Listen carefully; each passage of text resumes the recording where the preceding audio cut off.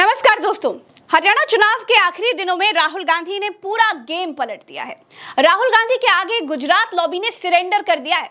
राहुल गांधी ने ऐसी बढ़त बनाई है और इतना कॉन्फिडेंस हाई है कि आरएसएस और मोदी शाह की नकल मंच से ही कर दी। राहुल गांधी हरियाणा की बात कर रहे हैं, हरियाणवी लोगों की बात कर रहे हैं और बीजेपी कांग्रेस की बात कर रही है। कांग्रेस के पिछले शासन की माला जप रही है। बीजेपी और कांग्रेस के बीच का यही अंतर हार और जीत के बीच का अंतर है। मुझे दो तरीके के लोग दिखते हैं। एक ऐसे मुस्कुराता है, खुश रहता है, चेहरे पे मुस्कान होती है, मैं कहता हूं कांग्रेसी। और एक मुझे ऐसे दिखता है, मैं कहता हूं आरएसएस। ये छुपनी बातें ये कभी कभी आ जाते हैं पार्टी में, बेस बदल के आ जाते हैं। मैं बस देखता हूं इनको। आरएसएस, अमित शाह की स्पीच देखना, मोदी जी की स्पीच देखना, वो सब ऐसे बैठे रहते हैं कि कुछ गलती से कह ना दें। हरियाणा चुनाव के आखिर में जैसे ही राहुल गांधी और प्रियंका गांधी ने विजय संकल्प यात्रा का ऐलान किया, वैसे ही भारतीय जनता पार्टी की जीत की सारी उम्मीदें एकाएक खत्म हो गई। कुछ नहीं सूझा तो बाबा याद आ गया। चुनाव आयोग की परमिशन ली गई कि भाई बलात्कारी बाबा राम रहीम को बाहर लाया जाए या फिर ना लाया जाए। अब चुनाव आयोग कहां मना कर सकता था। चुनाव आयोग ने कह दिया कि हाँ, बलात्कारी बाबा को बाहर लाया जाए। राहुल गांधी और प्रियंका गांधी की यात्राओं का जवाब गुजरात लॉबी की तरफ से क्या है जानते हैं? बलात्कारी बाबा को बाहर निकाले। अमित शाह की हरियाणा में हालत यह है कि अमित शाह को कहना पड़ रहा है कि हमारे लोगों को वोट मत देना, हमारे लोग पार्टी छोड़कर जा चुके हैं, वो निर्दलीय लड़ रहे हैं, आप लोग वोट सिर्फ कमल पर दीजिएगा। हमारे कुछ प्रत्याशी इधर उधर निर्दल खड़े रहे हैं, उनकी चिंता मत करो, चुनाव के बाद हम ले लेंगे। वोट तो देना है, कमल के निशान पर वोट देना। राहुल गांधी की यात्रा में आ रही इस भीड़ को देखिए जरा, और राहुल गांधी के चेहरे पर निश्चिंता को भी देखिए। आपको समझ में आ जाएगा कि ये चुनाव किस तरफ जा रहा है।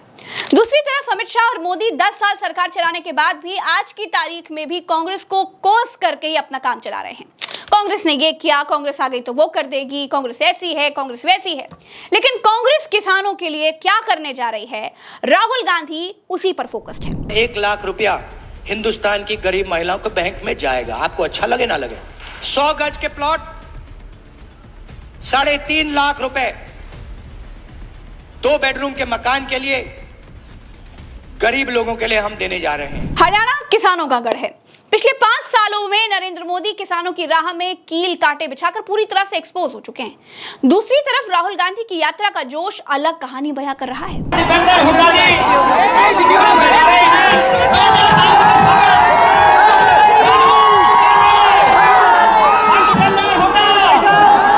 सिर्फ राहुल गांधी या फिर प्रियंका गांधी ही नहीं, हरियाणा में इमरान प्रतापगढ़ी का ये काफिला देखिए। ये काफिला भी आने वाले रिजल्ट की तस्दीक करता है। अब हम आपको राजनीतिक विश्लेषक योगेंद्र यादव की बात भी दिखाएंगे, जिसमें वो हरियाणा के भीतर कांग्रेस की क्लियर सरकार बनते हुए देख रहे हैं। योगेंद्र यादव ने कहा है कि अब के हाल देखते हुए हरियाणा में 3 संभावनाएं दिखाई दे रही हैं।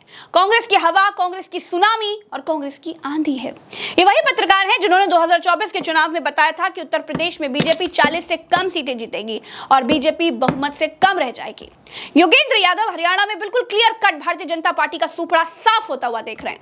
हरियाणा के विषय पर हमने राजनीतिक मामलों की बड़ी बारीक जानकारी रखने वाले प्रोफेसर रविकांत जी से भी बात की। उन्होंने क्या कहा वो भी आपको सुनना चाहिए। देखिए, हरियाणा में अब कोई बाबा नहीं चल रहा है। वहां का किसान लाठी लेकर के राहुल गांधी की सुरक्षा में खड़ा हो गया है जी। वहां के मजदूरों ने शपथ ली हुई, वहां की महिलाएं और पहलवान खास करके वो पूरा इज्जत का सवाल वो खड़े हो गए। दलित इस समय बेहद नाराज है। 20% दलित है जी। ओबीसी के सहारे केवल मोदी जी पॉलिटिक्स कर रहे हैं। लेकिन नायब सिंह सैनी को मुख्यमंत्री तो बना दिया, ओएसडी तक नहीं है नायब सिंह सैनी का, वो भी खट्टर का है। जहां से नायब सिंह सैनी चुनाव लड़ना चाहते थे वो सीट भी नहीं मिली। तो ये हाल है ओबीसी का। ओबीसी का मुखौटा भर है, सारा काम तो खट्टर साफ कर रहे हैं जी। तो वो ओबीसी भी समझ रहा है कि हरियाणा में भारतीय जनता पार्टी कोई सम्मान और ना ही कोई सहभागिता देने जा रही। ये जो सवाल है वो असली सवाल हरियाणा के लोगों के सम्मान का बन गया है, भागीदारी का बन गया है। और इस समय किसानों के सम्मान का बन गया है। वो 700 किसानों की शहादत वो लोग भी याद कर रहे हैं कि क्या हुआ था, कैसे किसानों पर लाठियां बरसाई गई थी, आंसू गैस के गोले छोड़े गए थे, कैसे कांटे लगाए गए थे रास्ते में, किसानों को आतंकवादी तक कहा जा रहा था। इसीलिए बीजेपी के लोग तो वहां कई जगह घुस नहीं पाए हैं, प्रचार नहीं कर पा रहे जी। इतनी ज्यादा नाराजगी। ये सिर्फ एंटी इनकम्बेंसी नहीं है कि कोई एंटी इनकम्बेंसी केवल हो, ये नाराजगी है बाकायदा। और नाराजगी जब होती है तो फिर वोट भी नहीं डाले जा सकते हैं। सर, कई जगह हरियाणा में आपको तो दिखेगा, हरियाणा में कई तो जगह शिवराज आपको साफ होना दिखेगा, चाहिए, बिल्कुल साफ दिख रहा है जी।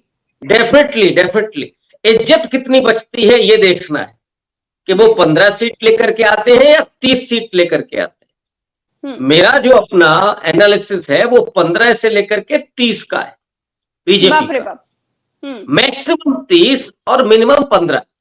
हम्म इस आंकड़े पे बीजेपी को रहना है।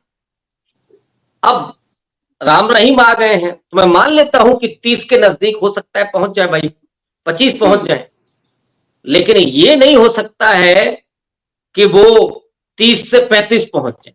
35 की भी स्थिति नहीं। दोस्तों, राम रहीम को जेल से निकालकर अगर भारतीय जनता पार्टी को लगता है कि वो ये बाबा वाला कार्ड खेलकर फायदे में रहेंगे तो ये बड़ा मुश्किल है, क्योंकि जनता ना अब होशियार हो चुकी है। अब जनता नरेंद्र मोदी को जान चुकी है, बीजेपी को बड़े अच्छे से पहचान चुकी है। कांटे बिछाने वाले और फूल लगाने वालों में जनता भेद करना सीख चुकी है। चलिए, इस वीडियो में इतना ही, मुझे दीजिए इजाजत। हम फिर मिलेंगे एक नई वीडियो में। चैनल को सब्सक्राइब जरूर कर लीजिएगा, वीडियो को इतना शेयर करिएगा कि दूर दूर तक पहुंच जाए। अभी के लिए इतना ही। राम राम, दुआ सलाम, जय हिंद।